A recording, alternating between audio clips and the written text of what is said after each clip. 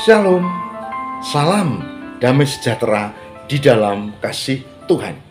Jumpa kembali di RHI, Renungan Hari Ini. Bersama saya, Pendeta Lukas Eko Sukoco dari Padepokan Diakonia Mitra Kinasih GKJ Purworejo. Saudara, saya berharap kasih Tuhan terus menyertai kita rasakan, kita hayati, dan kita di dalam kehidupan yang penuh tantangan, kesulitan, dan persoalan ini tetap bertaut dan mengimani dan percaya kepada Tuhan. Semoga RHI, Renungan Hari Ini, menjadi berkat buat kita semua. Puji Tuhan.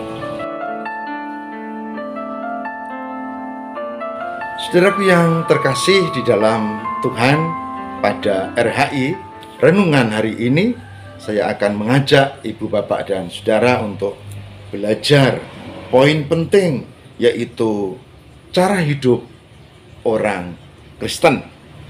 Cara hidup orang Kristen. Mengapa tema ini penting? Orang Kristen bukan sekedar orang yang percaya pada Yesus, yang sekarang disebut beragama Kristen, lalu hidup dalam kehidupan setiap hari seperti yang lain, ya bekerja, ya beraktivitas, ya bermasyarakat. Tidak cukup itu. Orang Kristen yang sungguh Kristen dibedakan hal yang terkait menurut kesaksian kitab Kisah Para Rasul. Saudara baca Kisah Rasul 1 ayat 14, ini bagian pertama. Kisah Para Rasul 1 ayat 14.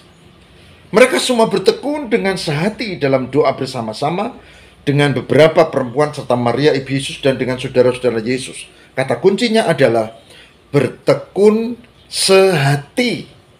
Bertekun sehati. Jadi, orang Kristen tidak lepas-lepas. Mereka hidup dalam satu persekutuan, bertekun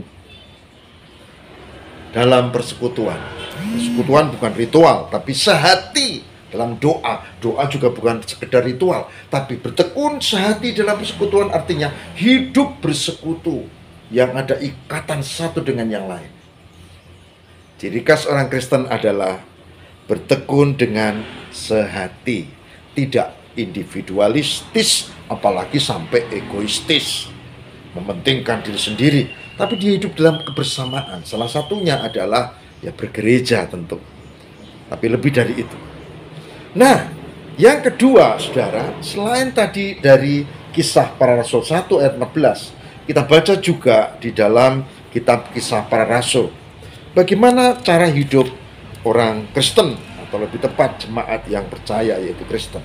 Disebutkan bahwa ada di Kisah Rasul 2. Mereka bertekun dalam pengajaran rasul-rasul, dalam persekutuan, dan mereka selalu berkumpul untuk memecahkan roti dan berdoa. Kata kunci dari Kisah Rasul 2 ayat 42 adalah selain bertekun, tadi yang pertama, mereka bertekun dalam pengajaran. Tidak cukup sehati doa saja, tapi pengajaran. Artinya mereka terus bertumbuh dalam iman. Mereka belajar tentang kebenaran firman Tuhan. Bertekun dalam pengajaran, dalam persekutuan, dan dalam sakramen. Tentu yang disebut dengan berkumpul memecahkan roti itu bukan bagi-bagi roti, tat, atau makan-makan, bukan. Ini adalah sakramen. Jadi, orang yang beriman ciri khasnya selain bersekutu dengan sesama dalam hati, mereka secara khusus spesifik disebutkan di situ menerima pengajaran dan menjalankan sakramen. Kisah Rasul pasal 2 ayat 42. Ini poin penting, saudara.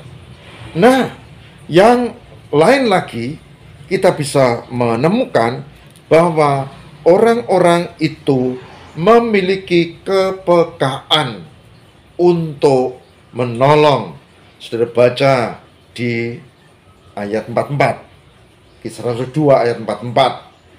Dikatakan di sana, dan semua orang yang telah menjadi percaya tetap bersatu, dan segala kepunyaan mereka adalah kepunyaan bersama. Maksudnya, kata kuncinya adalah mereka saling memperhatikan, saling menopang. Bahkan ada yang menjual harta miliknya karena dia berlebih, lalu dibagikan ke yang lain. Artinya apa? Mereka ada satu komunitas yang kuat. Dan pada ayat sebelumnya, komunitas yang kuat ini selalu diberkati Tuhan. Ayat 43, Kisah Rasul 2:43 dikatakan, maka ketakutanlah mereka, maka ketakutanlah mereka semua, sedang rasul-rasul mengadakan banyak mujizat dan tanda. Mereka menghormati, kata ketakutan itu artinya menghormati pemimpin jemaatnya, bukan melecehkan, bukan memfitnah, apalagi menghina, menjatuhkan. Mereka menghormati dan ada tanda, ada mujizat yang terjadi pada komunitas yang seperti itu.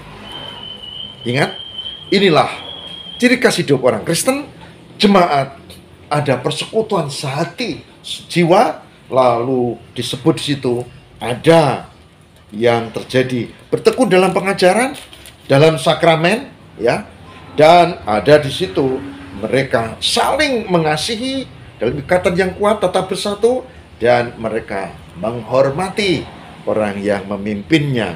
Tentu maksudnya pemimpin jemaat, kala itu para rasul.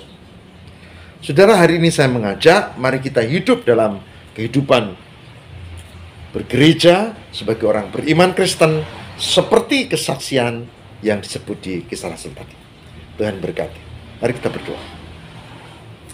Tuhan, semoga kami mampu menjalankan apa yang Tuhan kehendaki, di mana kami harus bertekun sehati sejiwa, bersatu dan saling menopang, di mana kami harus rajin menerima pengajaran untuk makin dewasa iman, di mana kami juga menghormati yang memberi pengajaran kepada kami, dan yang lebih hebat, kami juga harus belajar untuk terus bersekutu dan sakramen dan memuliakan Tuhan. Semoga Roh Kudus memampukan kami untuk melakukan ini semua. Demi Kristus pengantara kami.